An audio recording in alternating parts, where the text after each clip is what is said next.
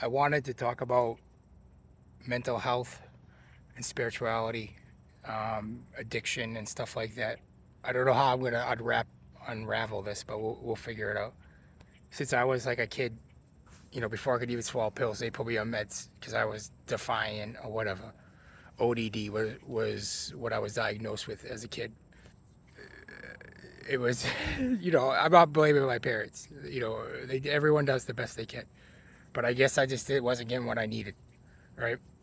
I don't remember that far back, but I probably wasn't getting what I needed. So they put me on meds, started seeing a therapist because I was acting weird, like, telling everyone I was going to stab them or even physically just fighting my parents as a young kid. So obviously, how these systems work is basically once you get in it, it's hard to get out of it.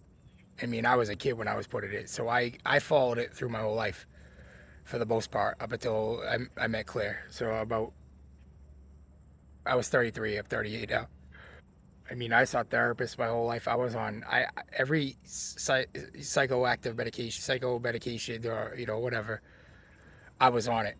Yeah, at some point in my life, and but for a long time I was on stimulants, and when I got into high school, the emotional part made me start going to things that behaviors that maybe weren't healthy because I started drinking with my friends. That it opened once I got to high school. It opened up a whole different can of just mischief or whatever experiments. I used to literally, be so emotionally just hurt, disturbed that I would just snort my medications that don't do anything when you snort them. Like it was just the action of doing it that made me feel, I don't know, something other than what, I don't think I was feeling. It's a weird thing, right? Like maybe I was doing it because, I mean, I felt like no one understood me. It was like an internal thing to, keep eating, um, comforted and stuff like that. I realized addiction itself is running from one thing while chasing another, whether we realize that or not. That's what it comes down to. That's what addiction technically is. That's a very strong definition of addiction, I think. And any sort of like um, thing you go to for comfort, whether it's nicotine, marijuana, drugs, or whatever, usually it's you're looking for the love that you're not getting or you never got or whatever. And technically, I don't want to be like very Sigmund Freud or anything like that, but that relates back to you know, the tit, your mother's tit, or just the idea of the tit, right? Believe me, I got rid of most of my addictions and stuff, but like I realized that when I would, I have my vape now, but like when a year ago, I would puff on that thing as I was falling asleep, and I realized that that was my bottle, that was my comfort. When there's no love, or you're not getting the proper love that you need from the outside world, you go within and you form to these habits and stuff that they give you comfort, whether it's meth or whatever, whatever. There's a line. It goes down a line. You don't just go to meth, but there's a line of just not getting the love that you need and trying to find it somewhere, in anything that can make you feel good, right? Or even just a numb out effect of many things. It's a weird paradox with the whole addiction thing. So at a young age, I was on a bunch of meds. This culture that we live in, I mean, everyone's an addict. Everyone. I mean, you name it. Everyone has some sort of addictive thing, whether it's even just prescription medications that they take every day. That's addiction. When, from my understanding, when the stuff like porn, sex addiction, I can't think of any more off the top of my head. That stuff is when you have felt you lost your power. So there's a difference between losing power and losing, not getting the love you need. Me, I got kind of stuck with both for, for a very long time. That's not the point of what I'm trying to say. So always had some sort of like addictive personality, some way to escape the reality that I was living in. So the last decade or so before I was, got off all my medication, because of the spiritual awakening. I was on antipsychotics, um, Adderall, diabetes meds. That's different than mental stuff, but I was on a bunch of different meds. I was fully in the system. I mean, for the whole time I was on Gito, and that changed my life. Like I was much better before the Gito, but when they gave me like the antipsychotic, I could not sleep naturally. I had to take my meds to sleep, and then it caused like a connection in my brain to like just that's all I needed and all that's I couldn't sleep without it. I was very slothful, even on the Adderall. Um, those things are not great for you, but I was on them forever. I mean, before I kind of got off, off all of it. I mean, I was basically on like I would say 80 to 90 milligrams of Adderall a day, cheat smoking cigarettes, sleeping a lot and all that stuff. But when I started to wake up, I mean, it was not easy to come to terms with that these meds were gonna stay with me, right? Because my mindset was stuck on that. Like, they're gonna, you're gonna have, whatever. It was like a weird comfort thing. But like, it kind of started making me nervous that I would have to come off these things that I've been on my whole life, and it seemed impossible. I mean, but I made small improvements. I started with sleep hypnosis, and I was able just to fall asleep without meds in general before I even got off it. So I remember messaging Claire, and she's probably the only one I told. But I was like, yo, I just fell asleep without medication, and I was pretty happy about that. So that's not a little boost. The hypnosis, the meditation. I was doing all that stuff before, or starting to do it.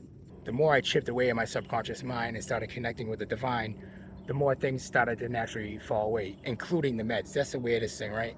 Because I was, um, COVID started, and I kind of like lost contact with my doctors and all that stuff because the whole whatever.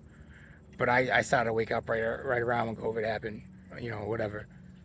But I got a lucky break for the divine because I kind of was running out of meds, and my sleep was all messed up. It was such a mess for that period of time. It was I would say about a week, and then I literally like missed my dosages because I slept so long because I was so out of it, um, that I just didn't take them again.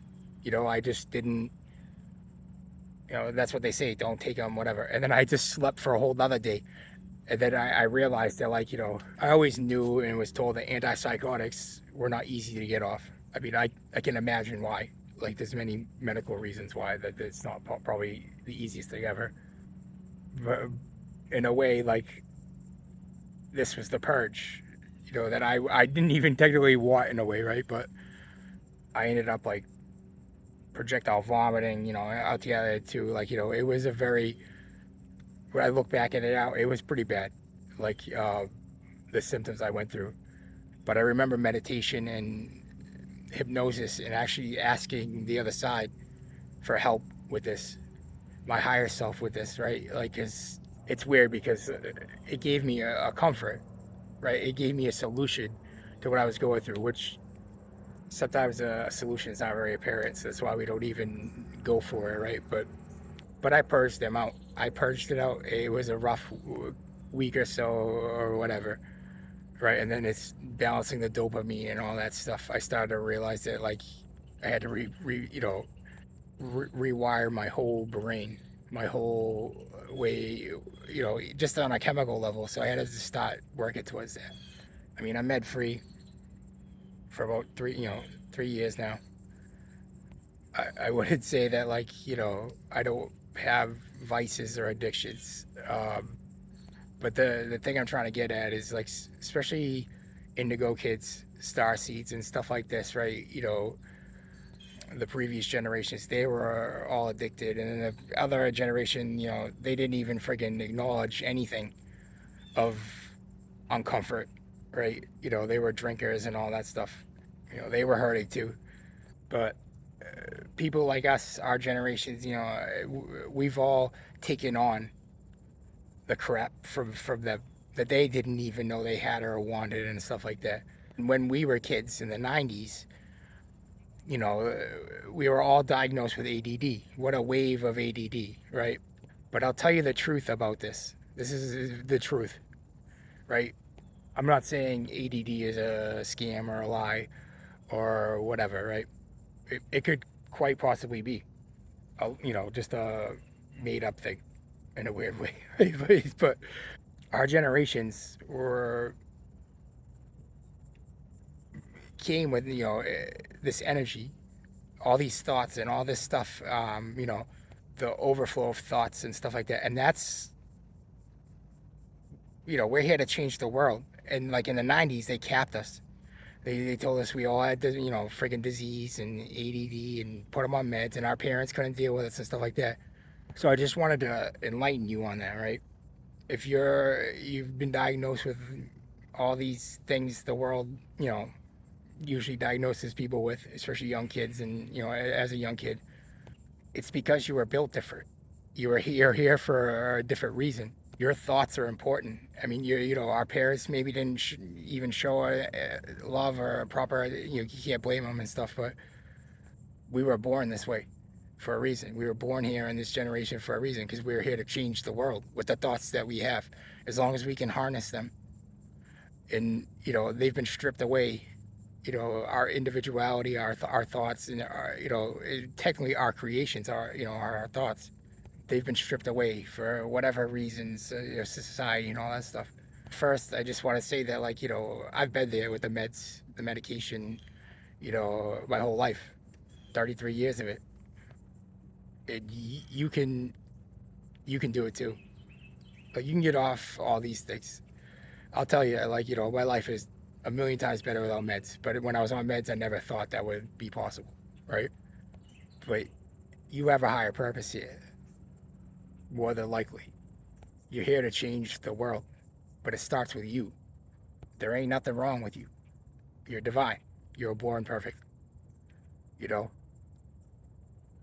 And you are not what everyone says.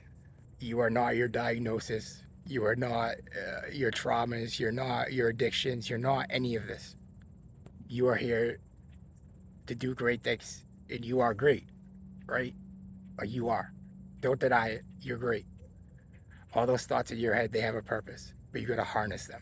It starts with mental tenacity and stuff. It's very it's a process, but you could do it.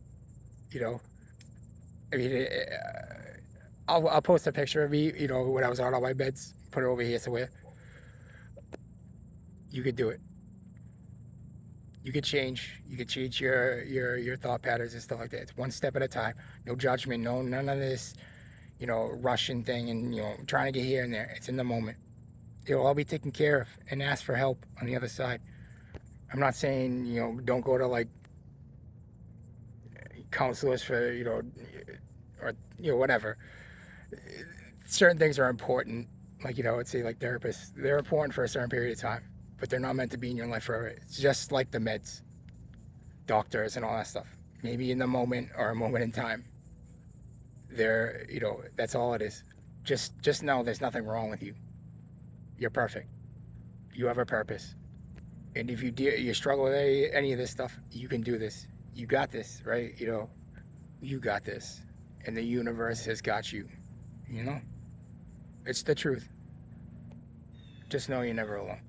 That's it. Make the changes in your way and watch the path unfold. You know, have a good day.